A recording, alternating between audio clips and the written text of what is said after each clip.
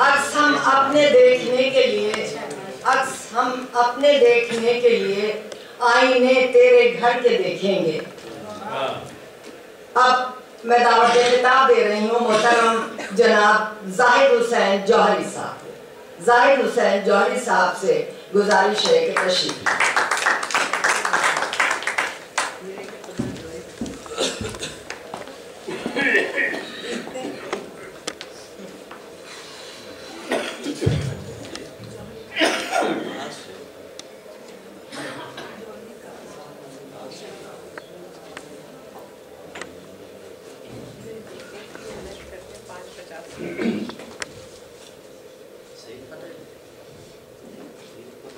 جناب صدر،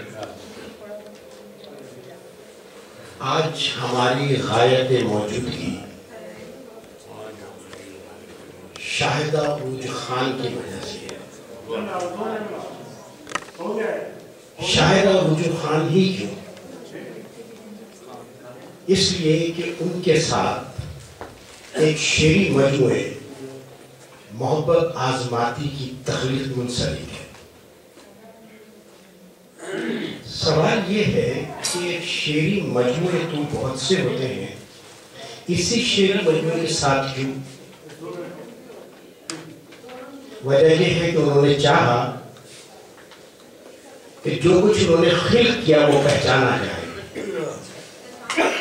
اس کی شناخت کی جائے۔ سو ہم سب لوگ یہاں پر تہنیت گزارا کے طور پہ موجود ہیں۔ یہ تہنیت شعری مجموعے کی اس لیے ہے کہ یہ ادب کی ایک صنف ہے۔ بنیادی سوال ہے کہ ادب کیا ہے؟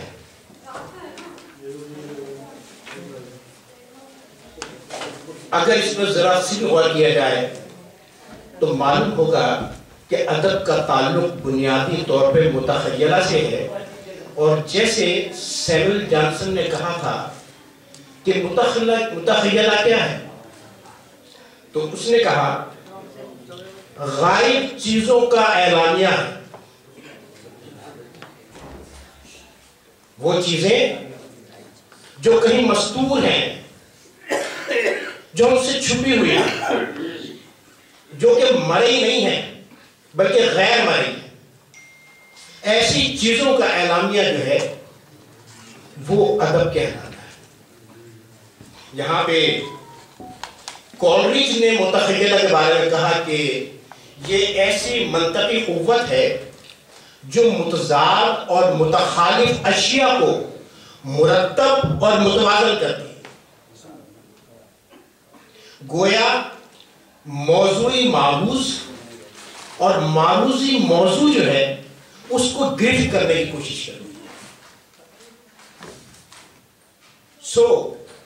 ہوتا یہ ہے کہ جب کوئی شاعر تخلیق کرتا ہے، تخلیق شعر کرتا ہے، تو وہ غیر مرئی چیزوں کو بھی مرئی طور پہ محسوس کرنے لگتا ہے اور اس کو جاندار اشیاء کے طور پر دکھانے کی کوشش کرتا ہے۔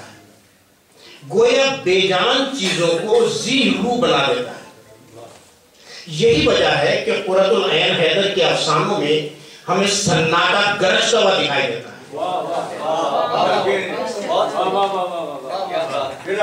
یہی وجہ ہے کہ قرۃ العین حیدر کے افسانوں میں ہمیں سناٹا گرجتا ہوا دکھائی دیتا ہے، اور اسی طرح شہاب الدین شہاب جو ہمارے عصر کے شاعر ہیں، ان کی خاموشی کیفے کے گوشے میں ستار تھامے گم سم ہمیں منجمد نظر آتی ہے۔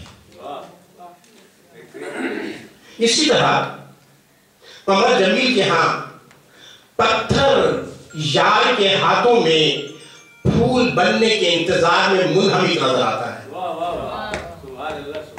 اور یہی وجہ ہے کہ قمر تحسین کے ہاں ٹین ایجر مسز برنی کی چپ کھڑکی میں کھڑی نظر آتی ہے۔ اور اگر میں تھوڑا سا اور آگے بڑھوں اور صاحبہ کتاب کی شاعری کی طرف آؤں تو مجھے کہنے دیجئے کہ ان کے یہاں بھی ہمیں ہوا حیران ہوتی دکھائی دیتی ہے. جیسے کہ ان کا شعر ہے، اب بھی دین میں جان بہت ہے، تیز ہوا حیران بہت ہے. تو ہوا کی یہ حیرانی جو ہے، یہ مرئی کو غیر مرئی، جو غیر مرئی ہے اس کو مرئی طور پہ گرفت میں لانے کی ایک کوشش ہے، ایک اسلوب ہے. اسی طرح ان کے محبت کی سانسیں بھی ہمیں اکھڑتی نظر آتی ہیں. محبت کوئی ایسی چیز نہیں جسے ہم گرفت کر سکیں، لیکن وہ محبت کی سانسوں کو اکھڑتا ہوا دکھاتی ہیں کہ محبت کی سانسیں اکھڑنے لگی ہیں. محبت کو آ کر بچایا نبی نے. میتھیو آرنر نے کہا تھا کہ ادب جو ہے وہ مذہب سے الگ چیز نہیں ہے، اسے اس کو مذہب کا درجہ دیا تھا. سو ہماری شاعری میں بھی نعت، حمد، منقبت، سلام، مرثیہ، یہ سب چیزیں غزل کے پہلو و پہلو چلتی بھی نظر آتی ہیں. اسی طرح ان کی شاعری میں امنگیں تھک کر سوتی جاگتی نظر آتی ہیں. کہتی ہیں کہ اور شرافت جو ہے وہ گرتی اور چلتی بھی دکھائی دیتی ہے. اس کی مثال بھی ہم دیکھیں تو کہتے ہیں کہ شرافت جو گھٹنوں کے بل گر پڑی تھی، شرافت جو گھٹنوں کے بل گر پڑی تھی، اسے پھر سے چلنا سکھایا نبی نے. شرافت جو گھٹنوں کے بل گر پڑی تھی، اسے پھر سے چلنا سکھایا نبی نے. امنگیں بھی تھک کر کہیں سو گئی تھیں، انہیں پھر سے آ کر جگایا نبی نے. تو آپ بھی دیکھیں کہ نعتیہ جو ان کی شاعری ہے وہ بھی غیر مرئی چیزوں کو گرفت میں لینے کا عمل نظر آتی ہے.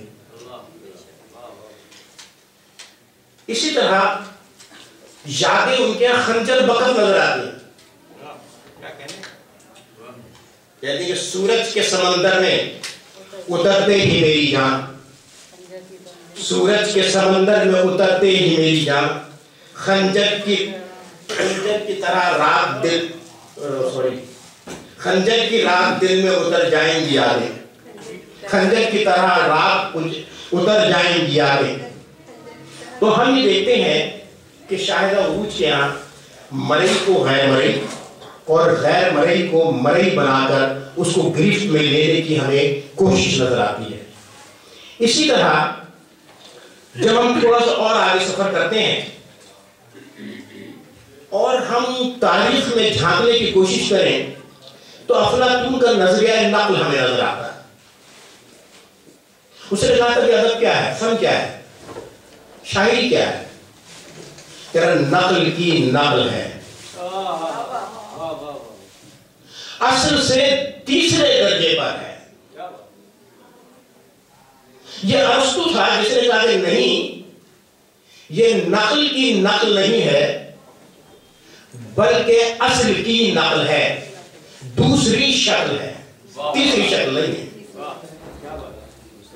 اور جب وہ یہ کہتا ہے کہ اصل کی نقل ہے تو اصل بنیادی طور پر اس نے کہا کہ خیال ہے.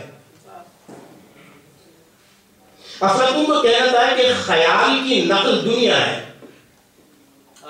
اور دنیا کی نقل پھر ادب اور شاعری ہے. رسول نے کہا نہیں، اصل تو خیال ہے، عالم مثال، اور نقل جو ہے وہ عالم صفات ہے. تو جس طرح خیال سے دنیا وجود میں آئی، اس طرح خیال سے ادب وجود میں آیا. تو دوسری شکل ہے، یہ تیسری شکل نہیں ہے، لہذا حقیقت کے قریب ترین ہے. سو معلوم یہ ہوا کہ ادب کی آفرینش جو ہے وہ بصارتی اصرار سے لے کر بصیرتی اصرار تک کا سفر ہے. یعنی میں عرض کرنا چاہ رہا ہوں کہ بصارتی اصرار سے لے کر بصیرتی اصرار تک کا سفر ہے. اور اس چیز کو ہم یوں بھی کہہ سکتے ہیں کہ گویا اصل حقیقت خیال کی سریت ہے. خیال کی اپنی موجودگی نہیں بلکہ اس کے بدون میں پوشیدہ جو سریت ہے وہ ہے. اور اس سریت کو گرفت کرنے کا نام ادب اور شاعری ہے. سو اگر ہم شاعر عروج کی شاعری کو ذرا دیکھیں تو کچھ اشعار ہمیں اپنی جانب متوجہ کرتے نظر آتے ہیں کہ آہو فغاں سے جب ہم نے انکار کیا، آہو فغاں سے جب ہم نے انکار کیا، آپ نے اپنا لہجہ کیوں تلوار کیا. آہو فغاں سے جب ہم نے انکار کیا، آپ نے اپنا لہجہ کیوں تلوار کیا. اور یہاں دیکھیں، یہاں پہ درون شعر جو لہر چل رہی ہے وہ نسائی احتجاج کی لہر چل رہی ہے، لیکن بظاہر یہ آپ کو نسائی احتجاج کا شعر نہیں لگے گا. اسی بات کو میں کہہ رہا ہوں کہ یہ سریت ہے جو کہ ان کے اشعار میں ہمیں نظر آ رہی ہے. یا وہ دوسرا شعر ہوگا کہ آب و ہوا کا ہم نے کب احسان لیا. میں معافی چاہتا ہوں آپ کو.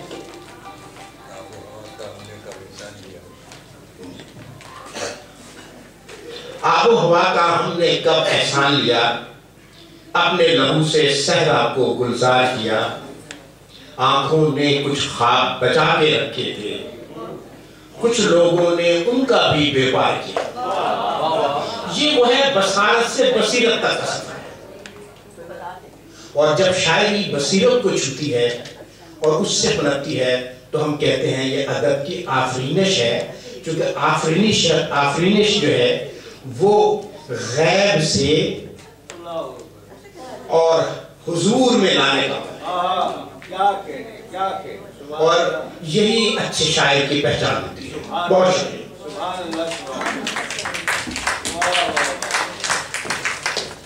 حاضرین کرام، ابھی آپ سن رہے تھے جناب زاہد حسین جوہری صاحب